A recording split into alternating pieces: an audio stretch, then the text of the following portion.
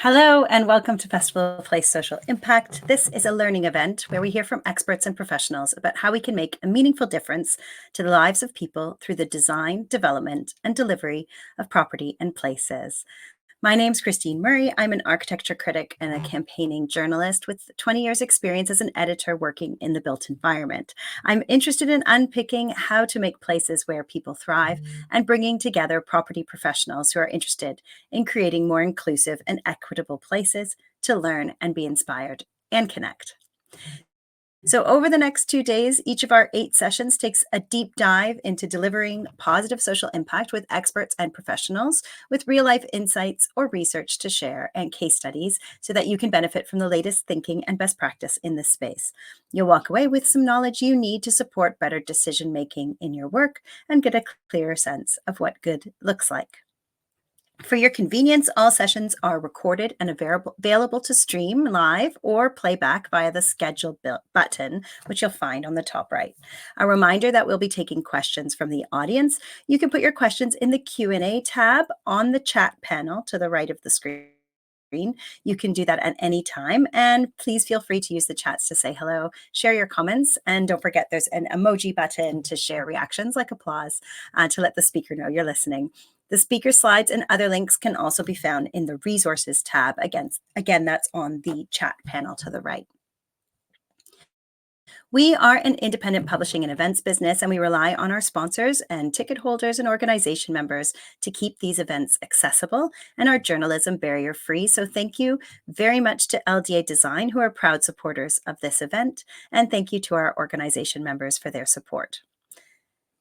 Now, today, all of our content flow focuses on housing. We know its affordability and quality make a large impact on health, well-being, and daily quality of life. So we're going to begin by looking at challenges in the housing market and identifying how we can overcome barriers to deliver homes. It's so lovely to introduce my friend Alex Notte joining me. She is an internationally recognized expert on housing, placemaking, and ESG with 20 years of strategic advisory and investment experience, having worked extensively across 4 continents. In August 2024, Alex took over the chair of the Reddix Big Tent Housing Commission from Dame Kate Barker. Until July 2024, she was placemaking and investment director at Thriving Investments, formerly PFP Capital, the fund and asset management arm of Places for People Group, overseeing a UK-wide residential strategy. Her achievements include a £390 million JV with Housing Growth Partnership and the successful acquisition of award-winning sustainable developer Igloo Regeneration, on whose board she served. In October 2023, Alex won Residential Leader of the Year at the inaugural Property Week Awards for Inspiring Women in Property.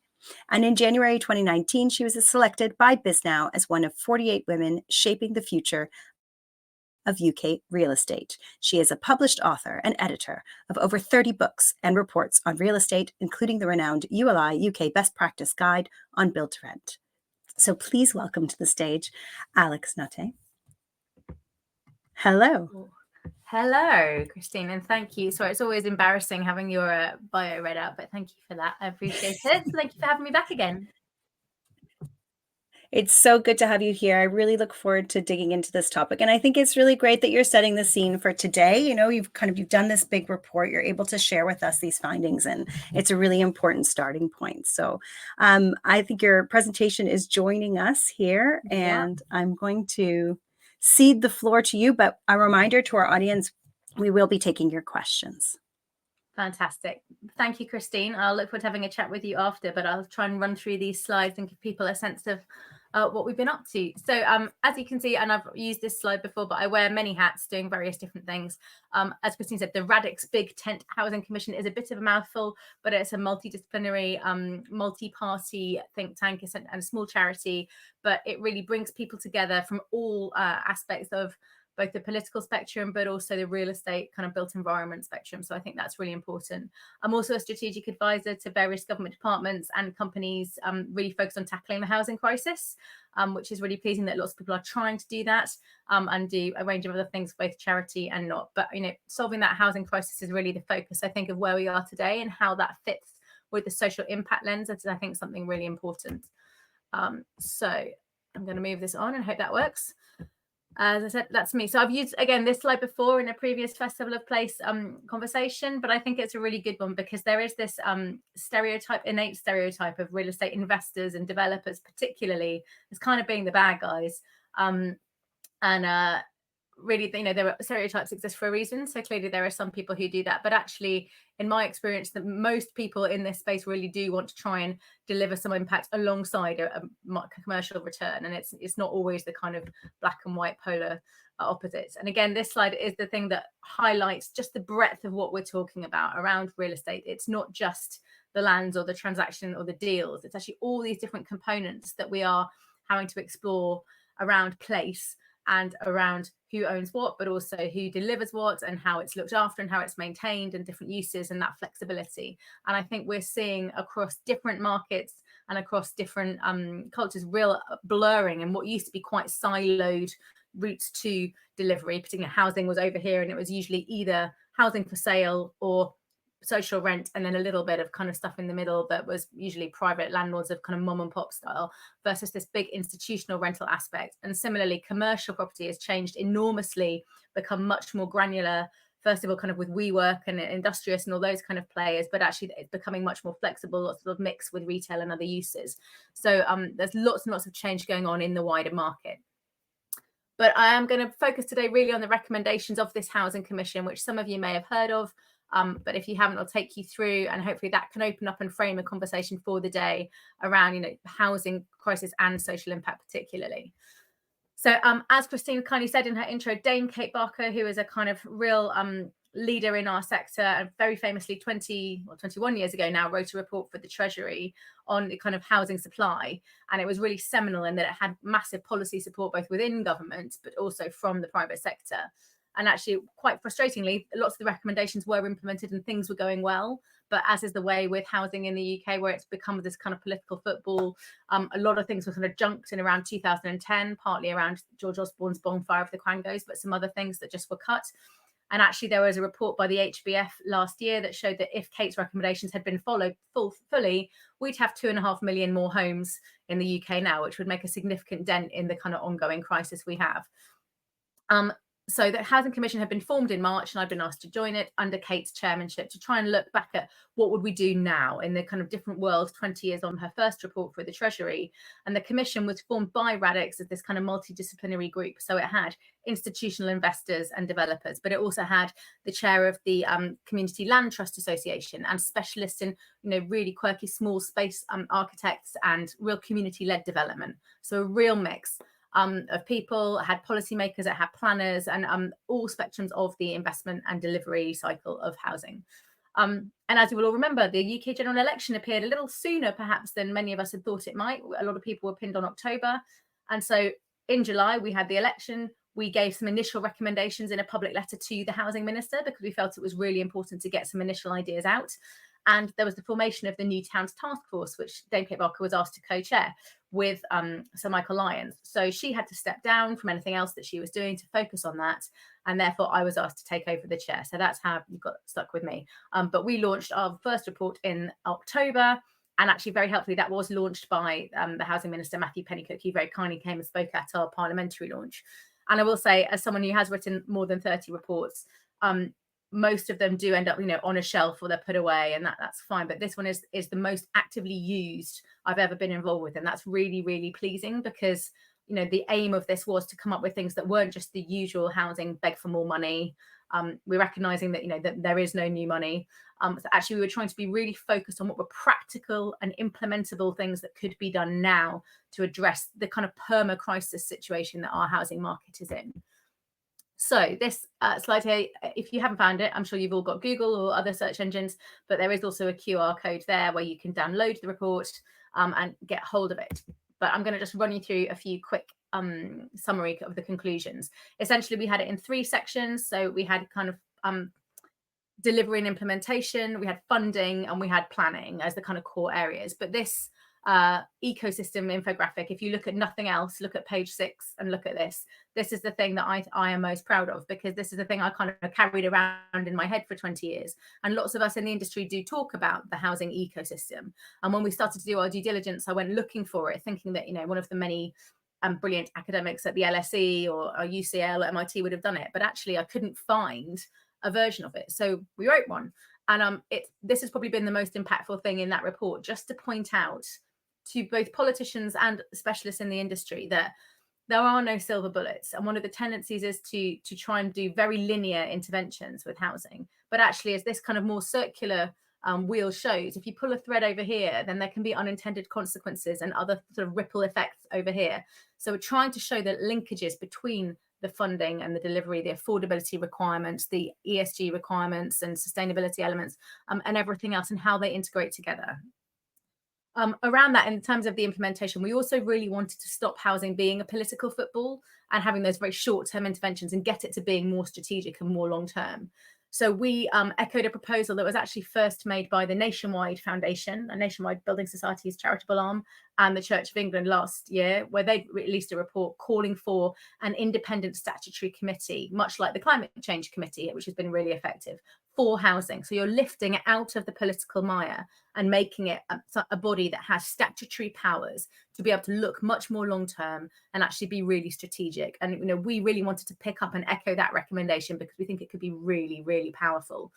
And with that, we wanted a new housing delivery unit. People who've been around as long as I have might remember PMDU, the Prime Minister's Delivery Unit, which was under Tony Blair's government that it started, but actually an element that is really specifically focused on managing and monitoring and tracking and the delivery. Because one of the elements we noticed in the report was when we went to look back at some of the core data and the core statistics Kate Barker had used in her 2004 report, we couldn't get hold of them. The government no longer tracks them. The bodies that had collected them didn't. And so actually we have a real paucity of data on which to base proper decisions. So that delivery unit we felt was really important to go with that independent committee. Similarly, we called for a UK housing strategy, and very pleasingly, Angela Rayner has set up a team who are doing just that. So for the first time, the UK will actually have a long-term housing strategy. Yet to see what is in it, but the fact that it's at least been commissioned, we can give that a tick, and that's really makes me feel a bit optimistic. Similarly, we asked for a cross-party accord. And again, this is really just underlining that theme that housing is so fundamental and the ripple effects that it impacts are in all of our society, that actually we need to get it out of that kind of political football element and really make it a cross-party theme that people can agree on. And that diagram on the left of this slide here shows you, the life cycle elements, but also the central government departments, all of whom are dealing with the outcomes of poor housing, which costs the UK economy. The conservative estimate is 18.5 billion a year, but the ripple effects into education, health, justice, and so on are so strong. If we could spend some of that, gear that money more towards solving our housing crisis, it would reduce the amount we have to spend in those other areas. So that's a really important element there. Recommendation 4 and 5, again, a kind of common sense, but really something that does need to happen. And again, when we published this in October, in that time of a new government, it was really pleasing to have a government listening and open to this. So facilitating the release of public sector land for housing and making it easier to deliver on. A lot of the challenges are, where the MOD or the NHS really want to be engaging with their kind of land supply, but can't because of various accounting rules, and providing specific support for local and combined authorities. And again, we can see this has been incredibly powerful in the focus of the devolution bill and the planning and infrastructure bill, which are being, really going at quite a pace, and showing some really optimistic signs that we might get really coherent regional housing policies as well. Recommendation 6 was around rethinking the role of Homes England. So I think none of us were disputing the value of it, having it as a real body with that partnership, that locus between the private sector and the public sector, and being different as an agency with specific powers. But I think everybody on the commission felt that it could do better, and that perhaps it's been hindered a bit with some of the structures it's inherited, but there were things in this new world of devolution that Homes England could really be a more effective partner. And I think it's very encouraging that that is obviously being looked at internally in government at the moment. This one was a bugbear of mine, but again, this is not about new money and shaking the tin, but about streamlining existing funding pots and processes. We know that an awful lot of the challenge in the UK just often boil down to procurement, and logic can go out of the window. And I say this as someone who started, one of my first jobs was in local government finance and procurement, but it's not always rational or helpful. And actually, all of us who live anywhere in the UK will be able to point at small sites that are probably owned by local authorities. But because of procurement regulations, there might be an SME builder or contractor that would really love to deliver a few homes on those sites, but they can't access them because they're not on the procurement panel. And the larger developers it's not big enough to move the needle for them, so they're not going to bid for it either. So the sites stay undeveloped. So we really just wanted to kind of tidy up the logic that just would allow SMEs who are really critical and we need to support more to access both the kind of sites, but also funding. And this is something for local authorities. We heard time and time again in our evidence sessions that we had, that local authorities were just having to spend so much time and resource bidding for relatively small pots of funding. And actually that in itself was just a waste, when they would much rather have clearer, more coherent, larger pots that they could administer themselves. I think we're hopefully going to see some progress on that through this Devo bill, but that would be really encouraging. But again, there are some really small tweaks that could make significant changes and quickly, and wouldn't require any new money. So we were really pushing that one with both MHCLG and Treasury. Recommendation 8 and 9 are really important around recognising the importance of rental tenures beyond social rent, but actually that whole spectrum that we have now of build to rent, both single family houses and multifamily apartments, of co-living, of key worker housing, so all sorts of subsidised rent, and that broad range, that mix that we need. There is no one silver bullet, and we need, although build to rent in the UK is still under 1% of the stabilised housing market, the potential for it is huge. The appetite from investors is huge, and it's a really high quality product that actually sits really well against everything else that we have. It's not about stopping people owning or aspiring to ownership, but it's actually providing a better quality product on the way to their ownership journey, or actually that less demonization of renting. Everyone, I think, has a horror story. I certainly have many of, how bad renting can be. But if we can make renting less a second class tenure and more an equal kind of product where you can feel at home, then that actually starts to ease some of our housing mix as well, and allow people to move through different tenures more easily. But we just need more. Recommendation 9 is a really important one related to that, because the appetite for institutions, both local government pension funds and overseas international investment, is huge for housing, or the living sector, as they call it. And this is a lever that Kate Barker did not have with her original Treasury report in 2004. There was not that appetite from the institutions for residential investment that is absolutely there now.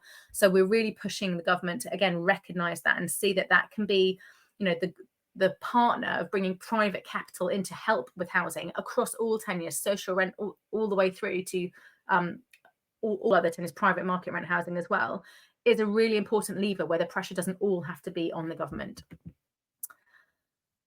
We then get into some of the techie stuff that people may I'm sure everyone has a view on Section 106, but reforming that system, recognizing things like the infrastructure levy that are already on the statute, they're already there, but they're not being used. So this is one of those really frustrating things where a huge amount of civil service effort and ministerial time has gone into getting something onto the statute book, but then attention has moved away, a government has changed, and it's not been picked up. So really wanting to recognize that nobody thinks the 106 and the SIL regime is working, but there are things that could actually sort of be done that are on the statute book already we could use. Similarly, we were calling, and again, bear in mind the timing, in October for a prompt rent settlement. They did come through with something, I think, the week that we launched this, and there are lots of positive noises. And again, Angela Rayner has announced some further funding for the affordable housing programme. I think the campaign that the National Housing Federation are running is really strong around, supporting the sector to do more and recognising the pressures that the RP sector are under. And again, that need for a much more longer term view, because how you can expect anyone to plan in the kind of timeframes they have with that uncertainty around their funding is really, really difficult. So that's a kind of half a tick, but ongoing. And then we get into the detail on the planning side. And again, this is really exciting because so much of our recommendations here you're starting to see come through in the planning and infrastructure bill. So I don't think it's necessarily from our group, but it shows that there was that alignment in the direction of travel within government and within the combined authorities. But restoring strategic planning and this mandatory approach to it. Now, strategic planning came out of the statute in the UK in 2010. So there's a huge cohort of planners and officials and developers who've never worked in this environment. A strategic plan is not just a larger local plan. It is actually, it's a spatial investment framework to anything. And so what it allows planners to do is shift from being development control and stopping things to doing what I think most planners kind of want to do, which is enabling things to happen in a sensible framework. So enabling growth, which is clearly a national priority, enabling investment, but in the right areas and the right ways, rather than just being a development management function. So spatial planning to me is one of the most exciting bits of this report. And there's been a huge amount of work led by Prior and Partners, chaired by Dr. Katrina Riddell, who is the guru of strategic planning, around how this could be put into practice, how this could happen really, really quickly, should it come through in the bill, as we all hope. So I think that is something, if it's not an area you're familiar with, that's really worth a look, because it could radically change the planning journey for everybody in every part of the country, and in a really positive and proactive way. As you would expect, related to that, we called for a bit more specific resource within CLG focused on that strategic planning, because clearly that's critical, and to work with the housing delivery unit that hasn't been set up yet, but I remain optimistic.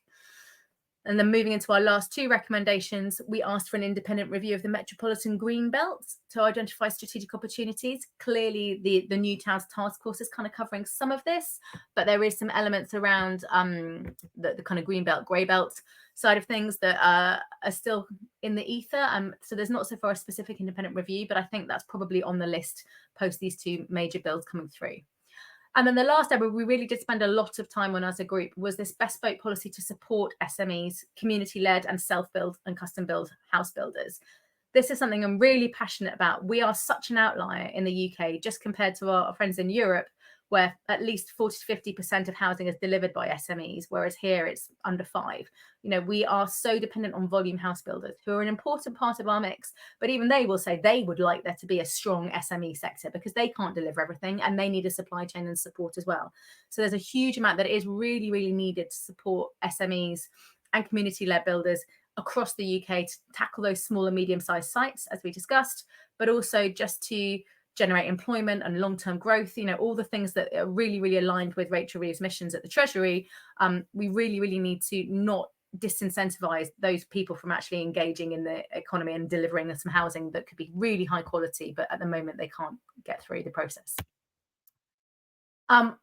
One of the things I'm most proud of with this report, that because it was genuinely multidisciplinary, it didn't come from one view. You know, we are as an industry extremely siloed in professional expertise, you know, architects, planners, fund managers and developers and construction side of things. And actually the fact that just these few endorsements from across different elements of the property sector, so the landlords, you know, private landlords as well as the institutional landlords, the British Property Federation, the RTPI for planners. We also had Kate Henderson at the National Federation of Housing, so the social housing sector support it. We had an endorsement from the Association of Real Estate Funds, which is, you know, the really big player investors. So that for me was really significant, that it had that level of buy-in and that holistic view for the recommendations that we made. And I think that's one of the reasons that government have paid so much attention to the report and are effectively using it, which is really, really pleasing. I just want to touch briefly before we kind of open up to questions on this other point around impact investing. So tying that kind of housing to impact, because we're seeing a lot of this in the market, and it might be interesting just to go through the definition. So there is the formal definition of impact investing from the Global Impact Investing Network. But actually, I would boil this down to two keywords: intentionality and additionality. So you're making a targeted positive impact that would not otherwise have occurred. I used to have some discussions with former colleagues when I worked in kind of an RP context, who would say, well, no, we're an RP, so inherently we're doing social impact because we're delivering social housing. And I would say, well, no, that's your core purpose. That's you doing your day job. So there's no additionality to that. Now, if you deliver some additional supported housing, or you work in partnership with the Community Land Trust to do some sort of CLT on the side of an existing site, that starts to count. But it's really got to be that deliberate, specific intentionality and extra benefit. That additionality is a really key thing. And I think you're seeing lots of investors are really looking for that. So it's not enough just to get the tick, as it maybe was 5-10 years ago, of throwing a bit of money towards some affordable housing. It's actually about being much more meaningful, much more specific about how you do that. Unhelpfully, there are no clear baselines. So much like with the carbon measurement world, there's a proliferation of tools and consultancies and rating systems. So the FCA passed some regulations last year that I was part of the working group to help deliver. Those 4 labels there are labels that funds can apply to use, but then they have to be able to evidence how sustainable they are. So you'll see that one of the labels is specifically on impact. There are lots of other kind of elements that you can use to demonstrate that. But it is tricky because there's no agreed baseline. I think there was an interesting shift going on in the kind of local government pension fund market, particularly. And you may well have seen that Rachel Reeves has really called on the local pensions to do more. So 8 years ago, their allocations into the UK were kind of under 1% into UK housing. And that's growing really, really rapidly now. So it's kind of moving up into kind of the 5%, to some of them up to the 20% arena, which is really significant. However, a lot of that funding is into shared ownership, which is great. It's an important tenure. It's an important part of the mix. But I think I'd really like to see some of those pension funds spreading broader into other types of tenure. So social rent, discount market rent, and key worker housing, as well as private rent, because I think we need as much as possible. But Better Society Capital, who were formerly Big Society Capital, do a fantastic kind of market sizing piece of work every year.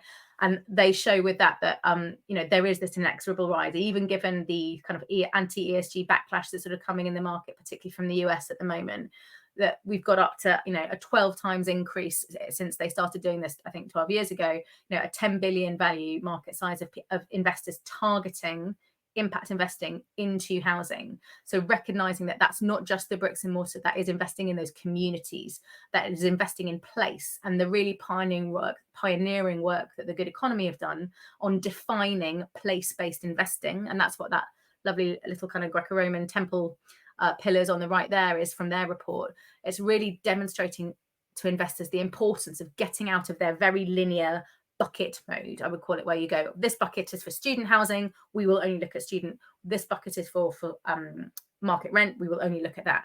And recognizing the value of actual place-based, broader investment and longer-term community-based investment. That is something that was really very unusual, I would have said 10 years ago, and is now becoming a much more mainstream idea, particularly within long-term pension funds, who really get that value of the benefit to them of investing in their community, but also supporting their pension holders. So I think hopefully there are some things there that can generate a bit of a conversation and some questions. And if any of you haven't downloaded it, as I said, the link is there. But hopefully Christine can come back and let me know what I missed or what she wants me to cover. Thank you. I don't think it's possible that you missed anything at all in that whirlwind tour of your report, but thank you so much. And we've posted the report as well as Alex's slides in resources if you want to download that. I mean, a brilliant kind of opening. You've mentioned some things we're picking up later today, place-based impact investing. We're going to be speaking to Octopus Real Estate, working with Devin a little later and hearing about how that is happening. And Build to Rent, we're going to be hearing some research about tenant satisfaction and from the Quality of Life Foundation later today. So both of that, thank you very much for queuing that up.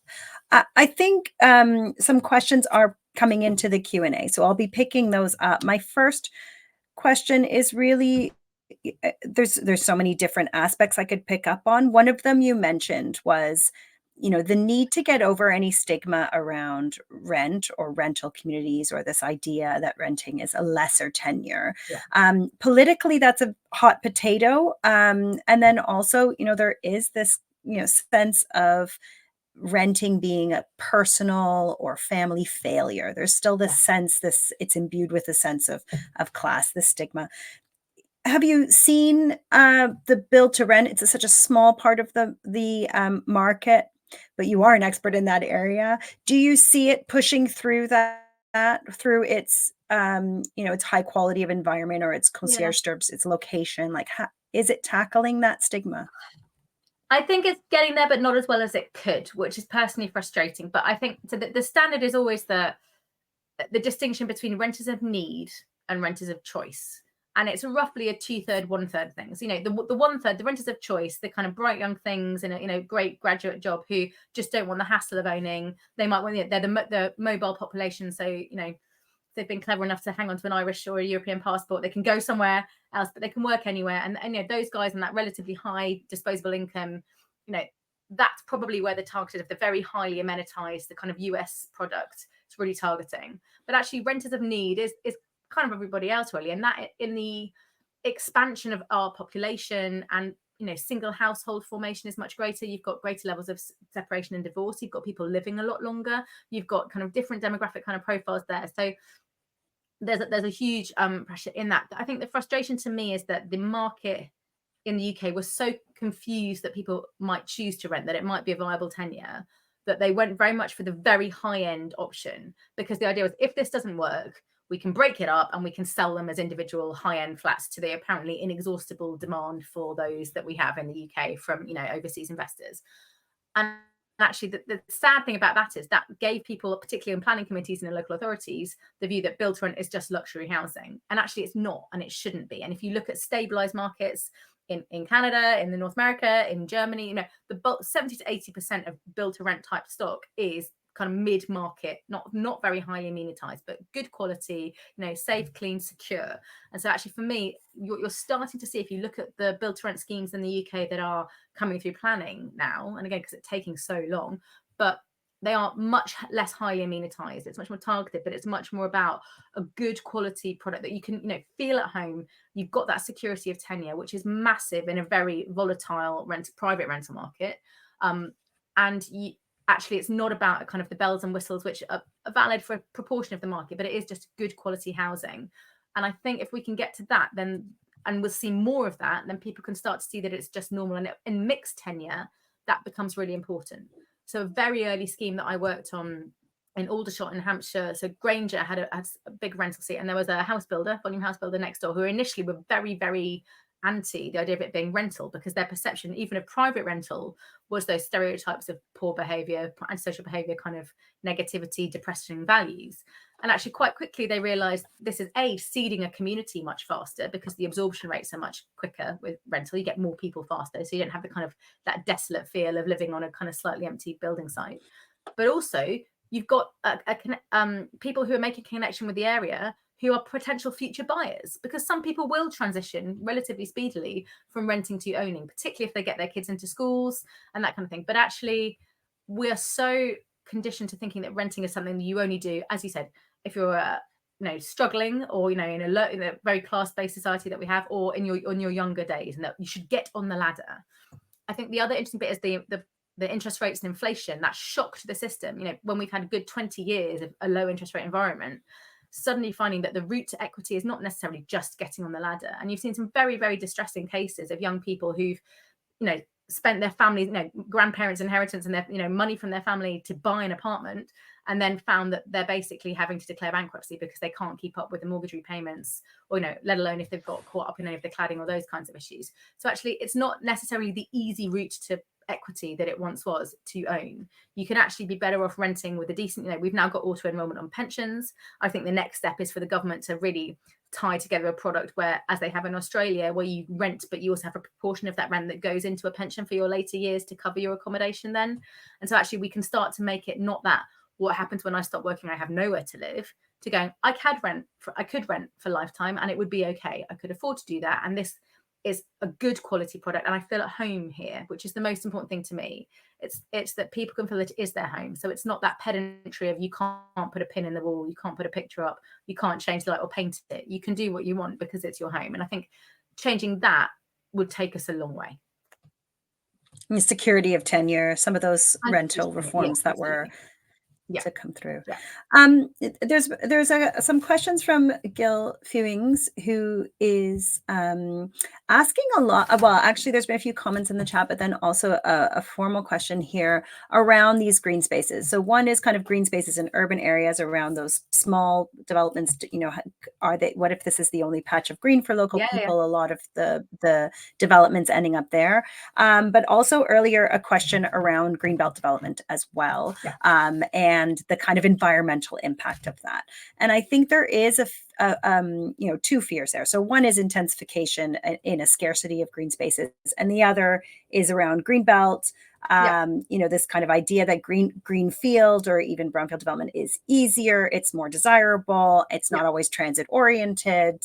So I wanted to know if you could speak to the environmental, put on your climate resilience hat and speak to the environmental implications.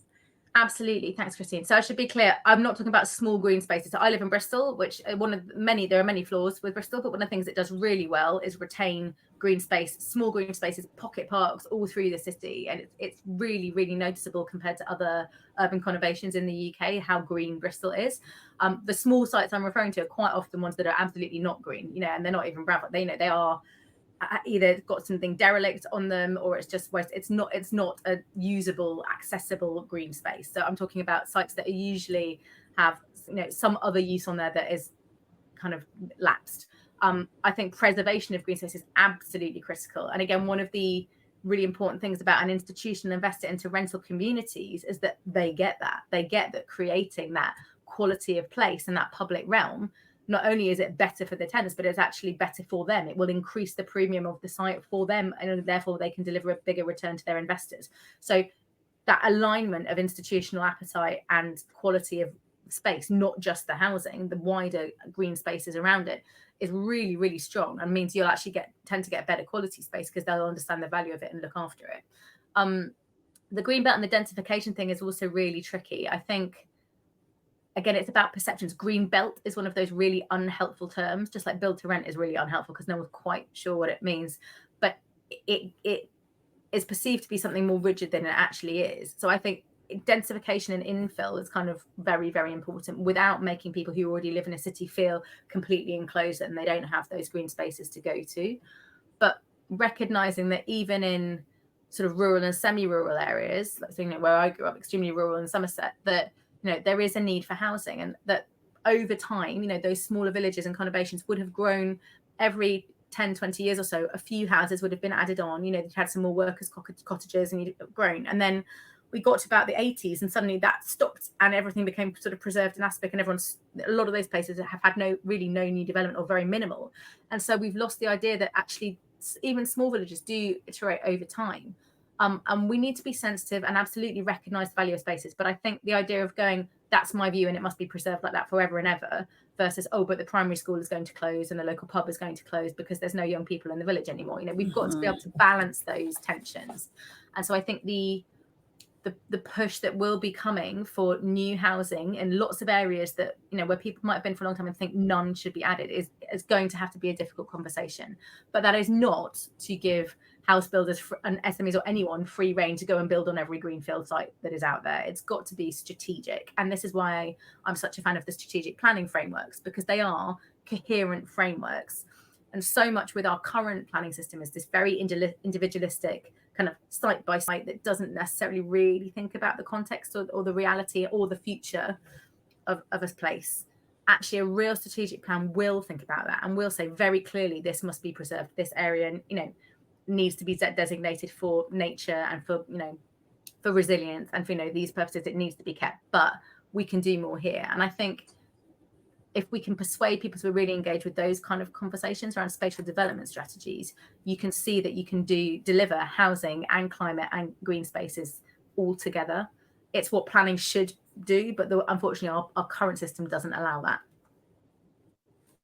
And I think there has been, recent research into the car-dominated, large amounts of housing being delivered without suitable infrastructure for transport, really, and not mixed use. So then, this idea that site per site, not a lot of strategy around the sustainability of these new developments. So there's a question from Claire Richards, who's the founder of Footwork, on impact investing in community-led housing. You suggest that institutional investors are supporting this, but by what means? We find this carries too much risk unless it is at scale. So my slides were about impact investing supporting affordable housing or just housing in general, which they were not at all. So, real estate for most pension funds is under 5% of allocations. Housing is under 1%, and affordable housing of that will be even less. So yeah, community-led is another stream down there. But yeah, impact investing appetite for social and affordable housing is definitely growing. You're absolutely right, Claire. The challenge with matching up institutions is the scale at which they want to deploy. They have huge buckets of capital that they need to get out the door and then get a return back on for, their pension holders, usually us. So they do need a level of scale that is quite significant. However, I think you're starting to see a lot more partnership working. So you'll probably hear from Jack or whoever's talking from Octopus, and it's coming that they'll be looking a lot more at sites where maybe they don't deliver them direct, but they can work in partnership with community land trusts. And I'm definitely starting to see those kinds of conversations come through. So a CLT isn't going to get funded by an institution. It's just not on its own because the scale just isn't there. But I think you are starting to see more place-based partnerships being considered by institutions and them getting comfortable. The challenges with those institutions is they are very slow to do anything and take any kinds of decision. So it's not going to happen overnight. But I think the confidence that institutional investors have in affordable housing, which they didn't have 5 to 10 years ago, and into place, means that I would feel confident that CLTs should start to benefit from some of those wider partnerships in new places over time. So not yet, but partnership working remains, the way that this might be a route to it to get to that scale. Yeah. What about the appetite for risk? Is the appetite for risks, that is candidly, that is the biggest challenge. And that's one of the things we did cover in the report to get government to realize that at the moment, if you're an institution or in a private investor, you can put your money into a government gilt and do absolutely nothing and get 4% or 1.5%. And that's kind of the max of what you can offer a residential investment at the moment in the UK, with a huge amount of risk, a huge amount of time, uncertainty over planning and construction and materials and supplies and availability of labor, and let alone finding something in the ground that you weren't expecting, and all those kind of the risks of development are massive. So I think getting them to understand that the sector needs that support. It's not enough just to say, yes, you private sector, you fund it. The appetite is there, but it needs to be recognized that any kind of development, but housing development is a risky business. And therefore, if it's easier just to put your money in a gilt or into infrastructure, into developing natural capital, is brilliant that lots of people want to invest in that, but it's candidly almost easier to invest in than housing at the moment. So we are competing against lots of other asset classes, against lots of other countries with perhaps easier regimes, and we are competing for capital to come into long-term operational resi, where you need to have a platform to look at, do the property management, do the maintenance, and you can see the mistakes and the flaws that have been made across different types of landlord over time. So doing it well costs money. So again, we're asking people to invest in not just the building it, but in the holding it and looking after it and looking after the customers, as they should. And there is definitely upside to do that, but the upside's not that high. So if you can get a double-digit return by building an Amazon, warehouse shed without really trying, or you can get maybe a 4.5, taking on all that risk, you can see why it's a smaller pool of investors than you might hope. But the appetite is there, and again, the optimism I heard at the MIPIM conference last couple of weeks was that actually all the work that the government are doing on streamlining things like the devolution bill and the planning and infrastructure bill is really encouraging. For the first time, they're talking about treating housing as national infrastructure at the Treasury, which again is something we put in our report. You contrast that with the industrial strategy 9 months ago that didn't even mention real estate at all, didn't even mention housing. It was like one footnote, I think, where it said, oh yeah, there is also this thing called real estate and construction we might need to consider. That's a huge progress curve for the Treasury to be actively saying housing is national infrastructure and we need to consider it in the round with everything else. But I think not taking that institutional money for granted is a really important thing. And the government's role in de-risking as much as it can, with that kind of long-term vision, that funding, understanding what that long-term picture looks like. And not last There's a question minute. from, oh, sorry, go ahead.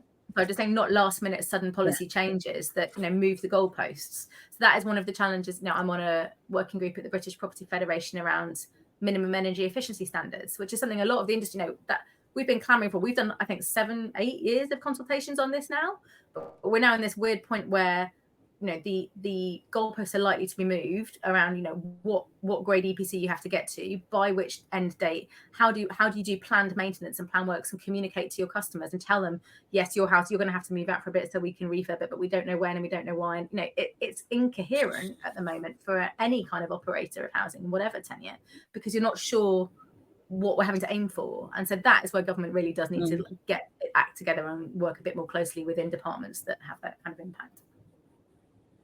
And I know we spoke before briefly about changes to multiple dwellings tax, which then also impacted the market in an inadvertent way. So, how do you, it's like policy, side effects basically that are not foreseen. Is that a communication issue? And the department doing it didn't really care. I mean, I think, everyone can say that the Treasury quite often just do what they want to do. So, but yeah, I think they would say it was an effective policy in damping down on private landlords taking advantage of an existing kind of relatively lax taxation regime. I think it was probably unintended, that it really has impacted the delivery of institutional build to rent apartments. And you can see the deal flow in terms of the number of forward funds that has gone down from, I think it was something like 45 down to 2 last year, which is insane. So that impacts supply. And again, all of these things take such a long time to line up. You can't, even if they change that regulation overnight, it's not going to immediately catalyze a kind of flood of applications. So you've got to be really nuanced about how the interplay of these regs. There's a massive issue with those kinds of things. So Neil Bancroft from the University of Edinburgh has asked what examples there are that the benefits outweigh the risks contained for SME builders and even self-build are worth investing in. What are the financial mechanisms that need to be developed to allow this money to get through to builders?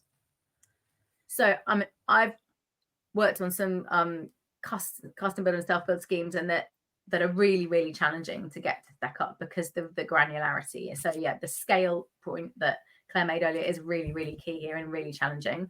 And I think, candidly, I don't think there are ways we can demonstrate it outweighs risk, but we need the sector. The SME sector is at threat of extinction, I think, at the moment. And that is really, really worrying because, again, once you lose those skills, it's not easily got back again. And if I think back to the global financial crisis, and in Birmingham, they had a really effective program where a lot of people who'd worked in the construction sector got recruited into the automotive sector. So clearly, like Jaguar Land Rover and other employers are very, very strong in that region. And then as the market kind of started to pick up 5-6 years later, companies were trying to recruit former staff who said, well, no, I've got a job here now and it's inside and, dry and with a pension. So I'm going to stay here. And so, if you lose those skills, and our construction training regime is really, really in trouble. The completion rates out of courses are extremely low. Retention is incredibly low. And there's a lot of work being done by the Construction Leadership Council, by all sorts of bodies. But, there are no quick wins in that. So if we allow the SME sector just to evaporate, then we are going to have no ability to do construction. And actually, one of the key stats that always terrifies me is how little of our construction workforce work in residential. 85% of UK construction work on commercial projects, roads, infrastructure, hospitals, nuclear power stations, all things we really need. But actually, so we are, to build houses, we are really, really dependent on the skill set and a very, very small part of the workforce. And so, the financial mechanisms, there's a lot of stuff. There is a lot of work being done at the moment, and I'm not to it, but I know there are a lot of conversations internally at the Treasury and MHCLG around how to target support to SMEs in a way that isn't a huge risk for public money, but in a way that can be managed and supported. But every other market seems to do this, and we don't do it very well. So I think it's something that we just need to flex the bits we can flex around. I think particularly access to sites would be one. Well, that brings us to within 2 minutes of the end of this session. So I think that just leaves me enough time to thank you so much, Alex, for sharing the report with us, and then also your insight on aspects of those recommendations, and to our audience for your questions and your comments as well. So we will be back with the rest of today's programming. In fact, we're going to be back on the hour with Chi Orenefo, who's Director of Sustainable and ESG Finance Team at Lloyds Bank. And that is going to be on taking the just transition lens in looking at impact investing. So continuing with our theme of housing, retrofit, and impact investing today. So see you then.